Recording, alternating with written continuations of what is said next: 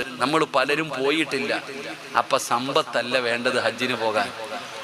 സമ്പത്തുള്ളവനാ ഹജ്ജ് ചെയ്യേണ്ടത്, അത് വേറെ വിഷയം. പക്ഷെ ഒരു മനുഷ്യൻ സമ്പത്തുണ്ടെന്ന് പറഞ്ഞ് ഹജ്ജിന് പോകാൻ പറ്റൂല. ഹജ്ജിന് പോകണമെങ്കിൽ അള്ളാഹ് തന്നെ വിളിക്കണം. അള്ളാഹു ഭാഗ്യം തരുമാറാകട്ടെ. ചില ആൾക്കാരോട് ചോദിക്കും, ഹാജിയാരെ ഹജ്ജിന് പോണ്ടേ? ഉസ്താദെ ബിസിനസ് ഒക്കെ ഉണ്ട്, കടങ്ങളൊക്കെ അല്ലേ, ഇത്തിരി ഇടപാടൊക്കെ ഉണ്ട്. ഞാൻ ഹജ്ജിന് പോയപ്പോൾ ഒരു അനുഭവം പറയാം.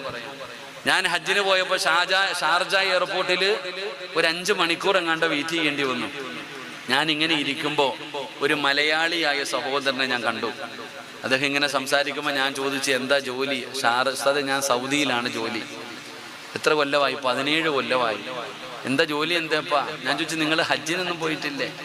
അദ്ദേഹത്തിനോട് ഞാൻ ചോദിച്ചു, നിങ്ങൾ എന്താ ഉസ്താദ്? ഒരു 3-4 സൂപ്പർ മാർക്കറ്റ് ഉണ്ട്. പാവപ്പെട്ടവനാ. ഒരു 4 സൂപ്പർ മാർക്കറ്റ് ഉണ്ട് കണ്ട് അദ്ദേഹത്തോട് ഞാൻ ചോദിച്ചു, 17 കൊല്ലമായിട്ട് സൗദി കിടക്കുന്ന നിങ്ങൾ ഹജ്ജിന് പോയില്ലേ എന്ന്. ഞാൻ പോയില്ല ഉസ്താദെ. ഞാൻ ചോദിച്ചു, എന്തേന്ന്? ഉസ്താദെ ഞാൻ പോയി കഴിഞ്ഞാൽ കച്ചവടമൊക്കെ ആര് നോക്കുമെന്ന്. അള്ളാഹു കാത്തിരക്ഷിക്കുമാറാകട്ടെ.